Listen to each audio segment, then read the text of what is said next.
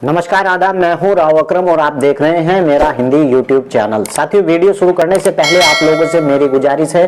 कि मेरे इस चैनल को आप लोग सब्सक्राइब कर दें और साथ में बेल आइकन की घंटी को दबाना ना भूलें अगर आपको मेरी वीडियो अच्छा लगता है। साथियों, आज हम इस वीडियो के अंदर चर्चा करेंगे धारा 143। क्या होता है कि कुछ किसान अपनी भूमि के ऊपर जो कृषि की भूमि होती है यानी कृषि योग्य भूमि होती है और उसके ऊपर कुछ जगहों पर उद्योग लगा लेते हैं, जबकि यह बिल्कुल गलत है। कोई भी उद्योग जो गैर कृषि कार्य के काम में आता है उद्योग, ऐसे उद्योग को बिना परमिशन के नहीं लगाया जा सकता है अपनी कृषि की भूमि के अंदर। उसके लिए धारा 143 आपको उस भूमि की करानी पड़ेगी और जब धारा 143 उस भूमि की हो जाएगी तो तब जाकर उस पर गैर कृषि कार्यों के लिए कोई भी उद्योग लगा सकते हैं। आज इस वीडियो के अंदर हम जानकारी करेंगे कि गैर कृषि उद्योग लगाने के लिए या फिर आबादी में दर्ज कराने के लिए उस भूमि को 143 कैसे कराया जाता है और अगर नहीं कराया जाता है तो इससे क्या हर्जाना होता है और किस प्रकार की इससे कार्रवाई होती है। आज हम इस वीडियो के अंदर धारा 143 से संबंधित मामले को जानेंगे कि किस प्रकार से यह होती है और क्या करना चाहिए और उसके होने के बाद यह कौन जांच करता है और किस प्रकार से इसकी जांच की जाती है। तो चलिए वीडियो शुरू करते हैं। अगर इस वीडियो की बाबत आपको कुछ बात समझ में नहीं आ रही है तो डिस्क्रिप्शन में मेरा मोबाइल नंबर है, आप वहां जाकर नंबर लेकर मुझे कॉल भी कर सकते हैं। तो चलिए वीडियो को अब शुरू करते हैं। साथियों, नियम 135 और धारा 140 उपधारा 143 के अधीन यानी के संक्रमण अधिकार वाले भूमिधर द्वारा प्रार्थना पत्र दिए जाने पर अथवा उन तथ्यों के आधार पर जो अन्य प्रकार से ज्ञात हो, परगना अधिकारी इस विषय को संतोष यानी इस विषय में संतोष करने के लिए भूमिधर के खाते के किसी भी भाग को यानी उपयोग वास्तव में किसी भी ऐसे प्रयोजन के लिए किया जा रहा है जिसका संबंध गैर कृषि और बागवानी और आपको बताता हूं कि पशुपालन और उसके अंतर्गत मछली पालन और कुक्कुट पालन भी है से नहीं है तो तहसीलदार द्वारा जांच करवा सकता है और तहसीलदार इस प्रयोजन के लिए या तो समय मौका मायना यानी ऑन स्पॉट इंक्वायरी करेगा या फिर ऐसे अधिकारी को जो सुपरवाइजर कानून गो और इसके निम्न पदों पर या तहसीलदार की रिपोर्ट के आधार पर ही उसकी 143 कराई जा सकती है। यानी कि अगर किसी व्यक्ति ने अपनी भूमि के 1/8 भाग के ऊपर वह 143 कराकर उसे आबादी में दर्ज कराना चाहता है या किसी प्रकार का उद्योग लगाना चाहता है तो सबसे पहले उसे उस भूमि के 143 कराने के लिए क्या करना होगा, तहसीलदार के यहाँ एप्लीकेशन देनी होगी और फिर तहसीलदार आकर उसकी जांच करेगा और जांच करने के बाद तहसीलदार उस जगह को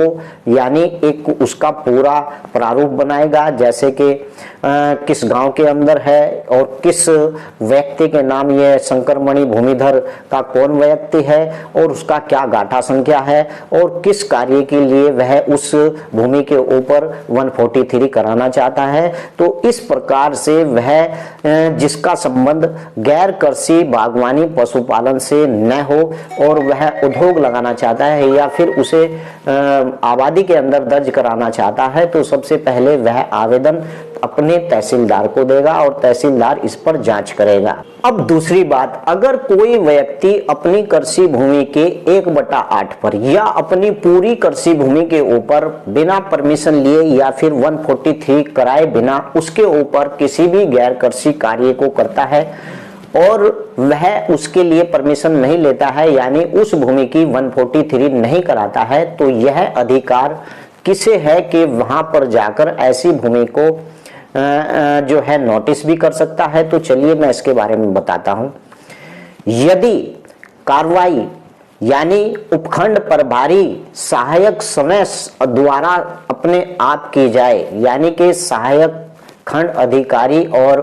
सहायक कलेक्टर के द्वारा समय यानी अपने आप की जाए, उसे यह जानकारी मिल रही है कि फला व्यक्ति ने अपनी भूमि के ऊपर बिना 143 कराए और गैर कृषि कार्य के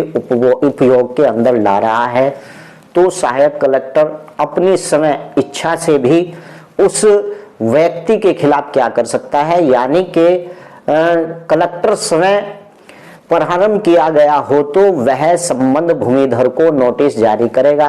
अन्य दशाओं में भी वह उस मामले के किसी निर्णय पर पहुंचने के पूर्व उसे सुनवाई का अवसर भी देगा।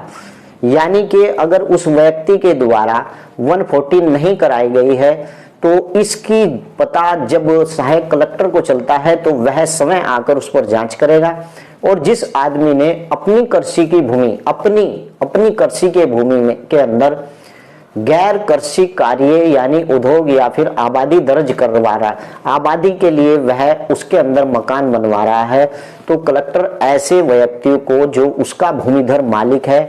उसे नोटिस देगा और उसे अपनी बात रखने के लिए अपने न्यायालय में बुलाएगा। और यदि भूमिधर का समस्त खाता किसी ऐसे प्रयोजन के काम में लाया गया हो जिसका संबंध कृषि, बागवानी या पशुपालन, जिसके अंतर्गत मत्स्य पालन और कुक्कुट पालन भी है, से न हो, वह उपखंड प्रभारी और सहायक कलेक्टर और इस आशय का भी कर सकता है। यानी कि यदि भूमिधर का कोई जोत, केवल कोई भाग ऐसे प्रयोजन के लिए काम में लाया गया हो जिसका संबंध कृषि, बागवानी या पशुपालन, जिसके अंतर्गत समस्त पालन, कुक्कुट पालन भी है, ऐसे से नहीं है, या वहां उपखंड या प्रभारी सहायक कलेक्टर तदनुसार उस आशय की घोषणा करेगा और वर्तमान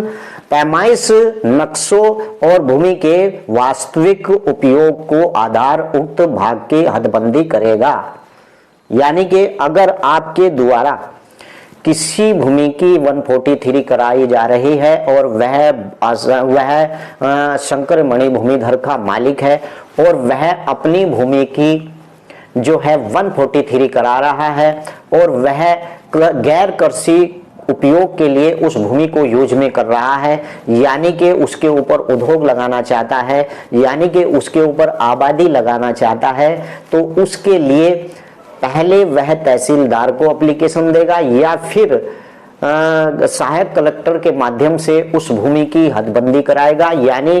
कि जब उसकी 143 हो जाती है तो उसके बाद उसकी हदबंदी की जाती है। ऐसा नहीं है कि आपने कहा कि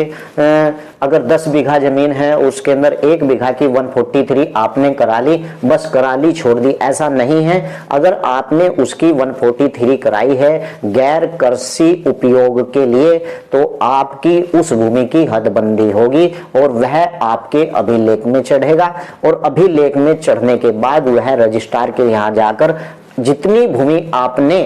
143 कराई है वह आपकी खतौनी पर दर्शाया जाएगा। अब बात करते हैं कि हदबंदी कैसे कराई जाती है उसकी। यानी कि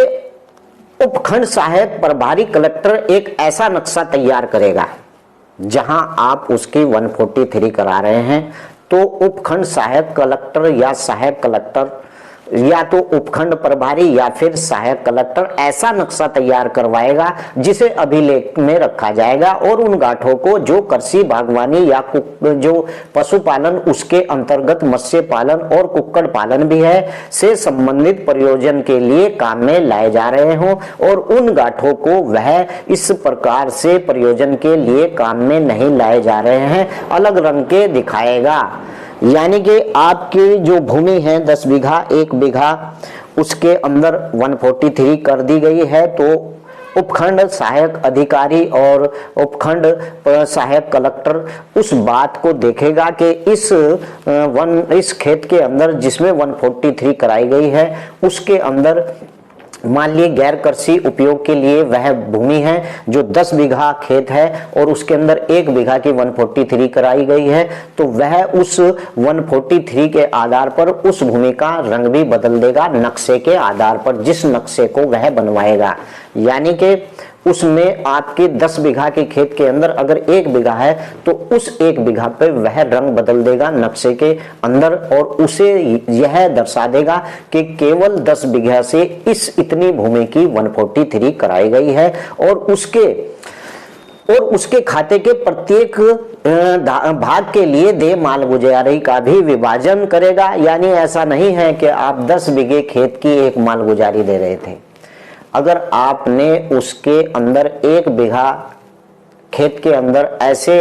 गैर कृषि कार्य के लिए प्रयोजन के लिए आपने 143 कराई गई है, तो उसकी मालगुजारी भी अलग होगी और उसका जो मालगुजारी होगा उसमें वह विभाजन भी करेगा। प्रत्येक भाग के लिए जो उसका देय मालगुजारी का अनुपात कुल मालगुजारी से वही होगा जो उस भाग के मूल्यांकन के खाते पर लागू लगान के दरों से प्रकाशित और कुल मूल्यांकन से जो खतौनी के तदनुसार प्रविष्ट किए जाने की आज्ञा भी दी जाएगी। और साथियों, हदबंदी का खर्चा कौन उठाएगा? यानी कि जब वह हदबंदी करने के लिए 143 का आएगा तो हदबंदी का खर्च संबंध भूमि दर से मालगुजारी से बकाया के रूप में वसूल किया जाएगा। जो वहां से हदबंदी करने के लिए आएगा तो उसका जो मालगुजारी है वह बकाया के रूप में किया जाएगा, जब तक कि वह कार्रवाई के दौरान जमा न कर दिया जाए और हदबंदी के लिए भेजे गए कर्मचारी और सेवाओं के लिए खर्च का हिसाब भी राजस्व न्यायालय की मैनुअल पैरा 405 के अंदर निर्धारित दरों से समय के अनुसार लगाया जाएगा और इस काम में लगा हो इस प्रकार से हिसाब लगाए गए खर्च का कोषागार में शीर्ष मालगुजारी की कई सेवाओं के लिए भुगतान उगाई और उसे जमा किया जाएगा। तो आज आपको पता चला होगा कि अगर आप किसी भी भूमि को गैर कृषि उपयोग के लिए लाना चाहते हैं या आपका एक खेत है 10 बीघे का, उससे कुछ भूमि 1/8 भाग आप की 143 कराना चाहते हैं आबादी के लिए या फिर किसी उद्योग के लिए जो गैर कृषि कार्य के लिए हो, तो उसका पूरा सर्किल यही है जो मैं इस वीडियो के अंदर बताया है। इस प्रकार से आप अपनी भूमि की 143 करा सकते हैं, लेकिन उसका मालगुजारी भी अलग होगा और उसका बाकायदा एक नक्शा बनाया जाएगा। उस नक्शे में आपके खेत के दिखाया जाएगा कि इतनी भूमि की 143 है और इतनी भूमि कृषि कार्य में आती है और इतनी भूमि गैर कृषि कार्य में आती है। बस नक्शे के अंदर जितनी भूमि गैर कृषि कार्य के अंदर आती है उसका रंग बदल दिया जाता है और आपकी खतौनी के ऊपर इतनी ही बटे की भूमि यानी इतनी ही भूमि को दर्शा दिया जाता है कि इस 10 बीघा के खेत के अंदर इतनी भूमि 143 के आधार पर गैर कृषि कार्य के उपयोग में लाई जा रही है। तो यही होता है 143। आशा करता हूं कि आज आपको पता चल गया होगा कि 143 क्या है। अगर इस वीडियो की बाबत आप लोगों को मुझसे जानकारी करनी है तो डिस्क्रिप्शन में मेरा मोबाइल नंबर भी है, लेकिन उससे पहले आपसे गुजारिश है कि मेरे चैनल को आप लोग अगर वीडियो अच्छी लगी है तो सब्सक्राइब कर दें। जय हिंद, जय भारत, खुदा हाफिज।